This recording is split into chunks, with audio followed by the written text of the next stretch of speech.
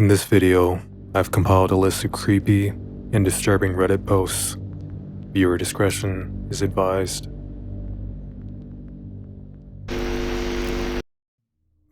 r/creepyPMs describes itself as a place for people to share the strange and disturbing PMs they get from all over the internet. We encourage all kinds of posts from mildly off-putting to slightly weird to downright scary. Here's a fairly recent post that honestly stuck with me for all the wrong reasons. He lied about his age for 3 years. 3 screenshots are included in the post. The person OP is messaging first says, "I have something I feel I need to come clean about. I feel like because our bond is so strong that we can overcome this by this point." As she replies, "What is it?" And then he goes on to say, "I've been lying about who I am. Well, I mean, my actual age, but everything else, I've been completely genuine with you. I just didn't think you would even talk to someone like me if you knew. I've grown to care so much about you, and I know you feel the same way about me." To which she replies, "What do you mean? How old are you?" And he goes on to say, "I look younger than I actually am. I'm 24. I can't imagine what would be going through OP's head as she was reading these for the first time. She reacts by saying, "What the hell?" To which he replies, "I never felt like our age difference was ever a problem, and now you're 18, and it's even less of a big deal now."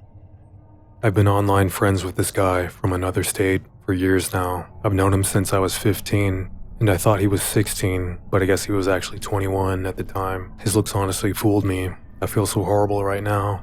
I was kept up all night the other night.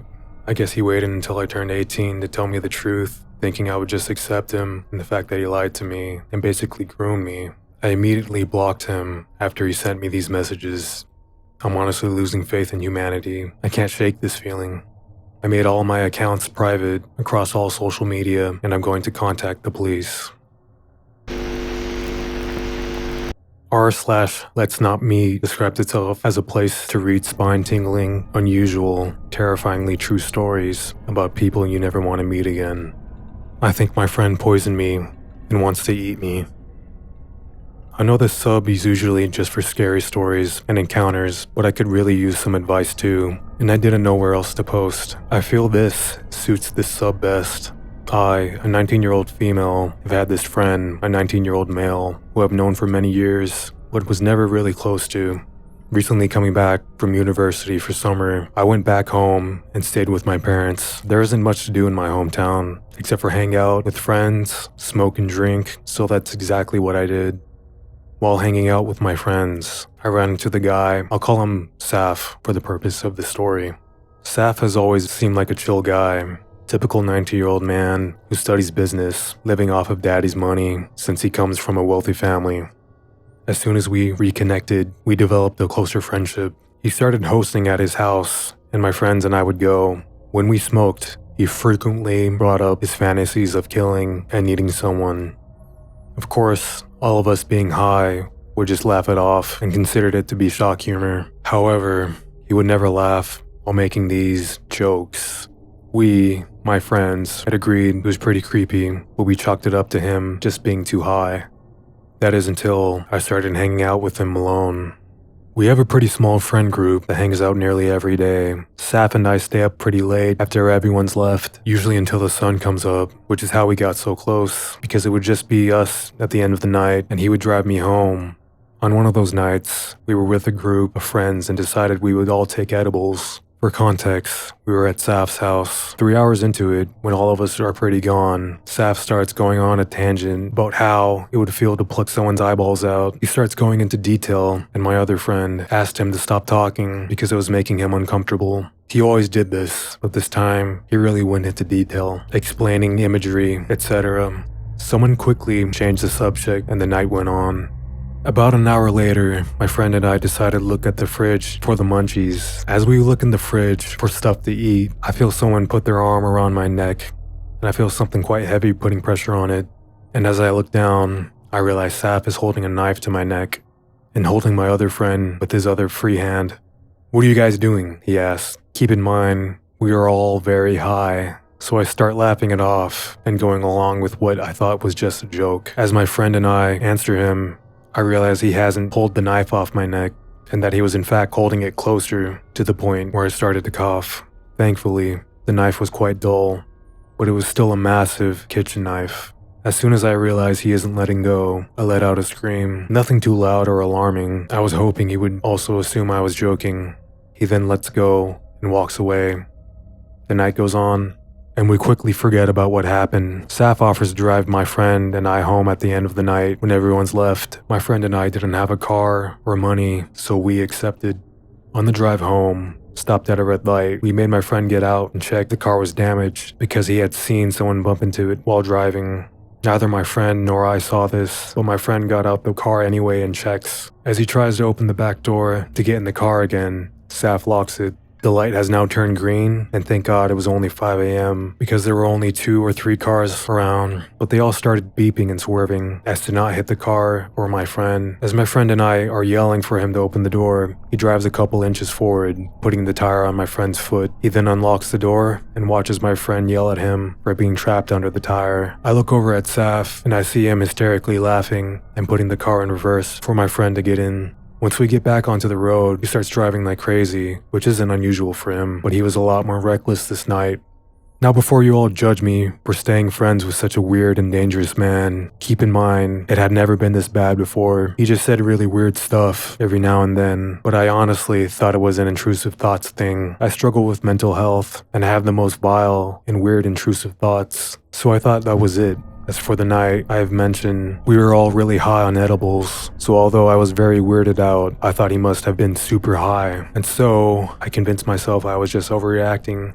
Then one night, we go to our party together. We then got back in the car for an after party, but on the way we realized it had been cancelled. Saf then asked me if I wanted to go back to his house, eat something, watch a movie, and smoke. It was still really early in the night, so I agreed, knowing I wouldn't be asleep for a while. We pull up.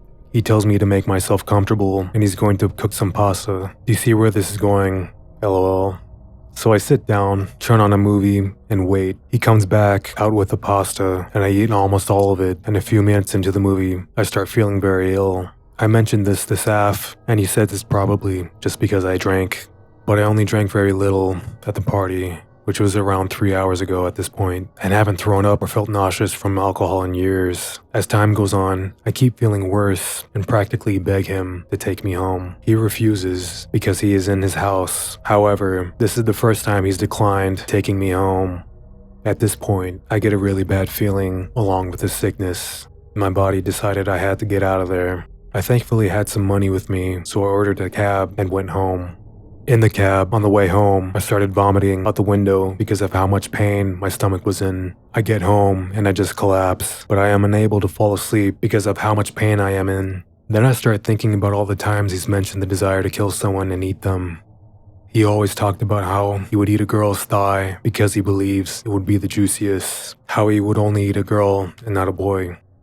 Since that day, I've kept my distance, but I've been fighting with myself internally asking, did I get poisoned? Or did I just drink too much? Is he a psychopath or just a little weird? I truly don't know, so please, any advice is appreciated. As I've mentioned, I've been friends with him for years and developed a close relationship, and I do love him as a friend, just not enough to get eaten. So my probably cannibal friend, let's not meet again. OP went on to say, I think my whole life I've been forgiving and looking to see the best in people. And honestly, I'm terrified that if I come out with this, A, people won't believe me or say that he was just joking, and B, he could try to get revenge. As I mentioned before, he was a very close friend, and I opened up to him about a lot of personal stuff that I'm scared he'd use against me. Those of you asking why I didn't go to the police, without giving too much information about my location away, it's a Muslim country. In my country, you never run to the police unless it is absolutely necessary. And because I smoke and drank underage, I would be the one getting in trouble and getting my entire family deported. I understand if you think I'm selfish for not filing a police report, but I honestly think A, wouldn't do anything, and B, they would be much more interested in the drugs. Wow, after reading these comments, I do feel quite stupid, but I do also want to defend myself a little and remind everyone that I'm only 19 and had felt comfortable until that point with this person. I also come from a family with narcissistic abusers / psychos. which is probably why I felt such a connection to him. My therapist has told me there are bad familiar people and good familiar, and I guess this was obviously a bad one. Feel free to ask me anything. The guy who tried getting me in his car by saying a wrong house number. Let's not meet. I was doing Uber Eats delivery at a large housing complex when a guy pulled up next to me. He asked what number house I was delivering to. 93, I said. Oh really? I'm also a food courier, and I'm delivering to blocks 90. Want to live there? For context, this was a large housing complex with street access. Blocks 90 were easily 150 meters down the road. I declined politely and walked 100 meters to the end of the housing complex. He quickly drove to the end and waited in his car. When I walked to the end, he got out of his car and walked beside me. We had a nice little chat, and I delivered the food. It was only when he left that I realized he wasn't carrying any food with him. R/creepy encounters. This sub is for mildly creepy encounters, where you weren't actually in any immediate life-threatening danger, but that you still find somewhat creepy and interesting enough to share. 3 a.m. clowns. In 2017, I had heard news of people dressing up as clowns and running around with knives at night. I typically brush those things off because I got my own problems. I, at the time, a 20-year-old female, was often up all hours of the night dealing with my screaming newborn.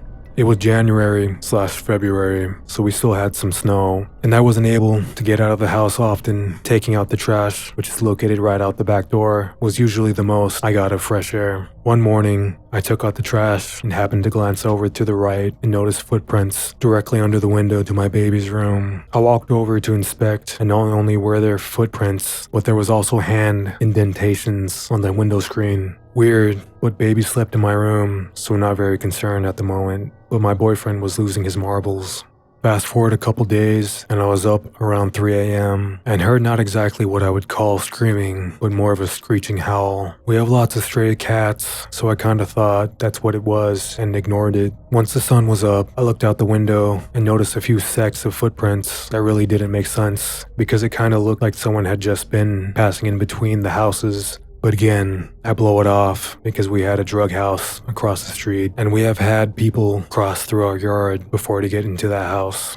Maybe 4 nights later, again at 3 a.m., I'm breastfeeding and hear a dragging noise against the house. And from where I was sitting on the couch, I could see the back door. The back door has a window, blinds on it, and doesn't seal well due to wood rot in the frame. I pause the TV and listen just to hear it again.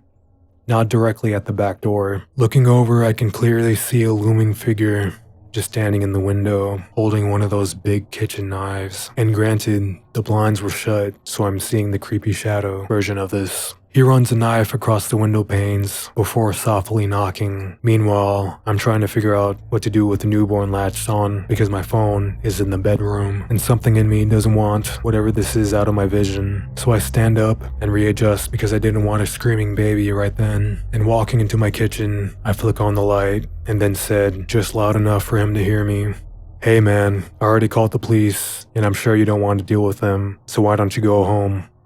I don't know why I talked to him so calm and normal-like, but I don't think he was expecting anyone to say anything because he froze the moment I began talking. He seemed to talk it over with himself for a minute and darted down toward the alleyway. Never had anything like that happen again, but my boyfriend sure was mad I didn't wake him up to handle the situation, or at least actually call the police.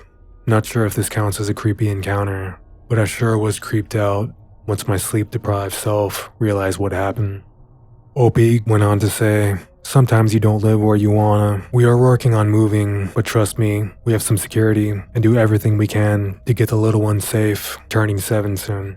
And thankfully the drug house was taken care of 3 years ago. Now a very quiet man lives there with his dog and they keep to themselves."